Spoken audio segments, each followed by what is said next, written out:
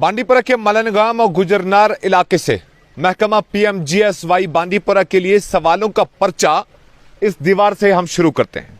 सवालों का पर्चा रखेंगे, जवाब दीजिएगा।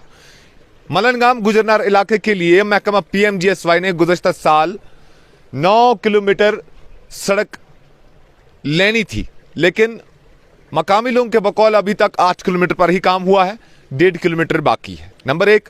नंबर 2, सड़क बनाई गई लेकिन सड़क की तहफ़्फ़ुज़ का कोई ख्याल नहीं रखा गया। जहां कहीं पर भी थोड़ा सा दीवार या थोड़ी सी दीवार लगाई भी गई, वो इस तरह से ढह गई। देखिए, आप देख सकते हैं, बारिशें हो गई, हम मानते हैं कि ज़बरदस्त बारिशें हो गई और बारिशों की वजह से लैंडस्लाइड्स होती हैं, ये चीज़ बिल्कुल जायज़ है। लेकिन इस कदर कोई दीवार आपकी ढह जाएगी, कोई दीवार निकल जाएगी, ये सोच भी नहीं सकते हैं। क्योंकि प्रोटेक्शन वाल्स जब अपनी प्रोटेक्शन खुद नहीं कर सकते, भला रोड की प्रोटेक्शन कैसे करेंगे। आपकी स्क्रीन के ऊपर जो तस्वीरें हैं, ये मलनगाम गुजरनार इलाके की उस सड़क की है जो सड़क हाल ही में तामीर की गई।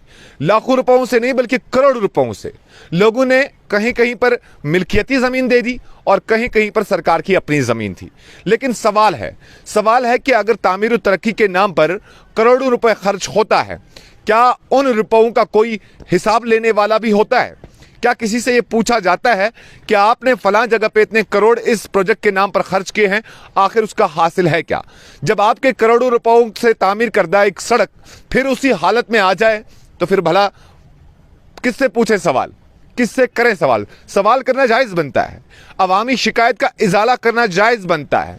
क्योंकि अवामी शिकायत के लिए ही जम्मू कश्मीर के अंदर लेफ्टिनेंट गवर्नर जी ने गवर्नर ग्रीवेंस सेल बनाई। तमाम अजला में जिला हेडक्वार्टर्स के ऊपर अवामी शिकायत के लिए ग्रीवेंस सेल्स बनाए गए, इसी मुद्दा और मकसद से कि अवाम की शिकायतें सुनी जाए और उनका इजाला किया जाए।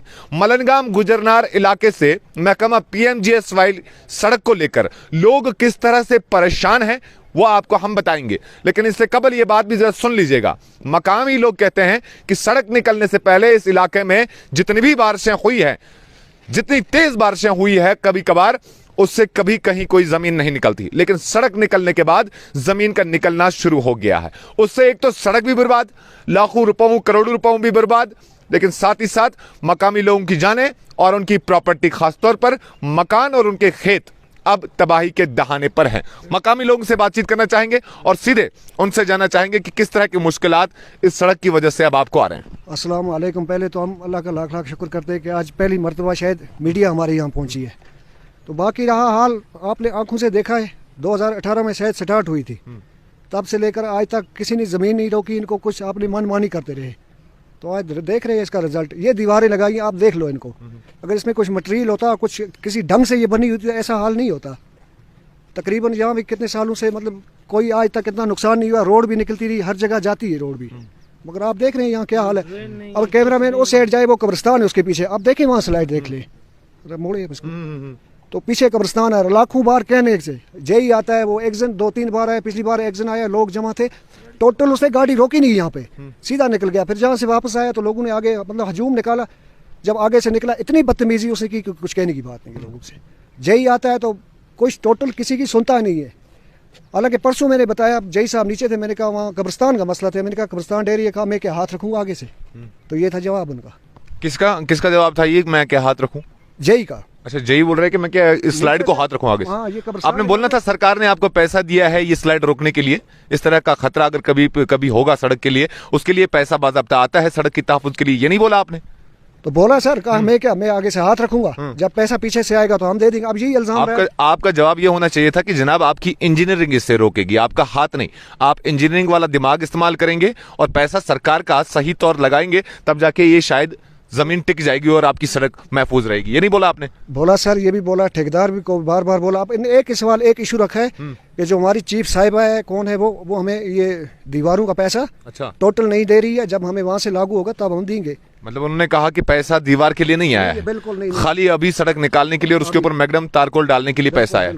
दीवार बनाने के लिए, सड़क की तहफ़्फ़ुज़ के लिए कोई पैसा उसको चीफ ने नहीं दिया है, ये बताया उसने। हाँ, उसने कहा कि चीफ ने हमें कोई साइन नहीं करता है उस पर, जब चीफ साइन करेगा हमें दीवारों का तो कुछ ना कुछ करेंगे। अलबत्ता हमारे पास अभी कुछ चीफ साहब ने कुछ नहीं। हम गुजारिश करते हैं चीफ साहब से भी और ख़ासकर डीसी साहब से भी कि जहाँ आकर हमारा हाल देखा जाए, अगर साइन नहीं करते तो क्यों नहीं करते, इसकी बुनियाद क्या है उसको भी देखा जाए। बिल्कुल, देखिए चीफ इंजीनियर पीएमजीएसवाई जब तक उस कागज पे दस्तखत करती है या इनके उस काम को अप्रूवल देती हैं तब जाके ये काम होगा।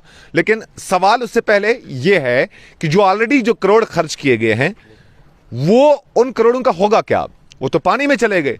अब वो करोड़ पानी से बाहर निकालने के लिए और कितने करोड़ दरकार हैं? ये कबल वक्त बात क्यों नहीं सोची जाती है, समझी जाती है? एक प्रॉपर प्लानिंग क्यों नहीं होती है कि सड़क निकालेंगे, जमीन खिसक सकती है, जमीन को बचाने के लिए, सड़क को बचाने के लिए और सड़क को तहफ़्फ़ुज़ देने के लिए प्रॉपर प्लानिंग क्यों नहीं होती है? ये संजीदा सवाल है, क्योंकि हमने वेवन इलाके में भी इसी तरह से देखा।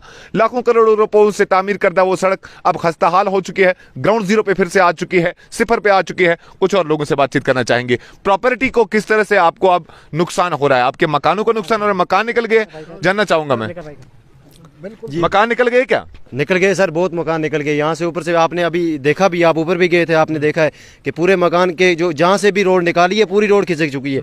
मेरे एलजी इंतजामिया से यही गुजारिश है, डीसी साहब से यही गुजारिश है कि हम लोग जाएंगे। हमारे पास तो इतनी ज़मीनें नहीं है, हमारे पास किसी के पास 1 कनाल है, 5 मरले 10 मरले, इतना खर्चा था। जब रोड आई 50 फुट मांगी, हमने 10 फुट एक्स्ट्रा छोड़ी कि काम ठीक ठाक तरीके से हो, लेकिन ढंग से कोई काम नहीं हुआ। अभी बता रहे थे कि जो चीफ साहब हैं उन्होंने इसके कंस्ट्रक्शन के कंक्रीट के लिए पैसे नहीं छोड़े, जो कंक्रीट के लिए पैसे छोड़े हैं लेकिन वो कहाँ पे लगाए? सर ये देखो, ये कंक्रीट की उन्होंने, कच्चे में काम कर रहे हैं, ऐसे टाइम पास हम हमारे यहाँ हमने देखा कि पत्थर बहुत सारे निकल गए हैं। जो कॉन्ट्रैक्टर ने पत्थर का मटेरियल लाया वो उसने बाहर से लाया या यहीं से इसने जो यूटिलाइज किया? यहीं से इस्तेमाल किया। जो हमारे यहाँ के लोकल जमीनों से पत्थर निकले उन्होंने मशीनें लगा के वो तोड़े हैं और वो यहीं पे कंक्रीट पे इस्तेमाल किए गए हैं, बाहर से कोई पत्थर नहीं आया। और उसके बावजूद जब भी हम इनसे बात करते हैं, किसी भी मसले में अपनी ज़मीन के बारे में बात करते हैं कि ठेकेदार साहब आपने ये किया, और ठेकेदार साहब बात नीची नहीं रखते हैं, बात डायरेक्टली पुलिस तक पहुँच जाती है। क्योंकि हम लोग आवाम मजलूम लोग हैं, हम जब भी आवाज़ उठाते हैं तो हमारे लिए कस्टडियाँ रिमांड रखी हुई हैं, हमें धमकियाँ मिलती हैं। तो हम यही गुजारिश करते हैं कि जब कोई भी डीसी साहब से हमारी यही गुजारिश है कि हम गरीब लोग हैं और हमने रोड के लिए पूरी ज़मीनें दी हैं, तो हमारे साथ जो ज़मीनें जो आप लोगों ने दी हैं वो क्या आपकी मिल्कियती ज़मीन थी या सरकारी ज़मीन? नहीं, हमारी अपनी मलकियती ज़मीन है सर। मिल्कियती ज़मीन के लिए मुआवजा मिल गया या आपने आज खुद रजामंदाना तरीके से डाल दिया? हमने अभी ऐसे रजामंदाना तरीके से दी सर। उसके बाद जब हमने तहसीलदार साहब को भी बोला, सबके नोट्स में लाया ये, लेकिन कोई नहीं आया सर। यहाँ पे मौके पे कोई नहीं आया सर, पटवारी भी नहीं आया सर। हालांकि सर इसका मुआवजा भी है इसका, लेकिन इसका अभी कुछ जांच पड़ताल सर, पटवारी भी यहाँ नहीं आया, तहसीलदार भी नहीं आया। डीसी साहब को सर उसके पास भी रिक्वेस्ट रखी थी लेकिन उसने भी कुछ नहीं किया सर। हमारा डीसी साहब से यही गुजारिश करते हैं कि हमारी रोड का जल्द से जल्द खस्ताहाल जहाँ पे सर बंद है। उसके बाद कितने सालों के बाद ये सड़क आपको मिली थी? चाचा आपसे जानना चाहेंगे, आप बुजुर्ग हैं, आपकी उम्र में कभी यहाँ पे सड़क नहीं आई, आज आई थी? ये तकरीबन 80 साल के बाद, 100 साल के बाद। अभी तक यहाँ पे सड़क नहीं थी, तो पहली बार आई होगी ना?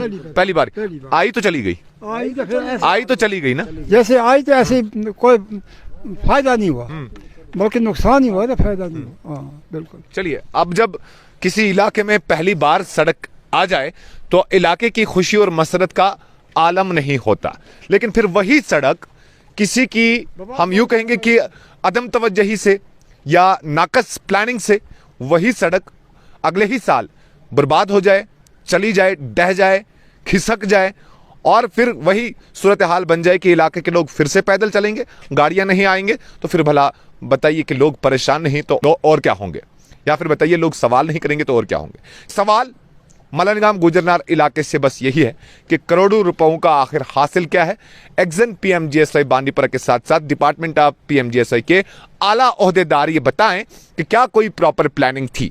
वेवन की सड़क, छांदजी की सड़क या फिर ये मलनगाम की सड़क बस इसी मकसद से बनाई गई थी कि लोगों को सहूलत मिल जाए, आराम मिल जाए। नहीं मिलता है, नहीं कोई आराम पहुंच गया है, उल्टा नुकसान झेलना पड़ता है, परेशानी झेलनी पड़ती है, क्योंकि अब मकान खिसकने लगे हैं, अब सड़क खिसक गई है, आपके करोड़ों रुपए बर्बाद हो गए हैं। एक एक नौजवान ने कहा कि एक चश्मा था जहां से मलनगाम की आधी आबादी पीने का पानी लेती थी, उस चश्मे को भी ब्लॉक कर दिया गया है, उसमें मलबा डाल दिया गया है और चश्मे को ब्लॉक कर दिया गया है। ये सारे सवालात मलनगाम के गुजरनार इलाके से मकामी लोग उठा रहे हैं। उम्मीद है जल्द से जल्द महकमा PMGSY इन सारे सवालात का जवाब उठा लेगी और इनको जवाब दे देगी। बहुत बहुत शुक्रिया। बांडीपुरा के गुजरनार मलनगाम इलाके से JK न्यूज़ पॉइंट के लिए इनामुल हक की रिपोर्ट।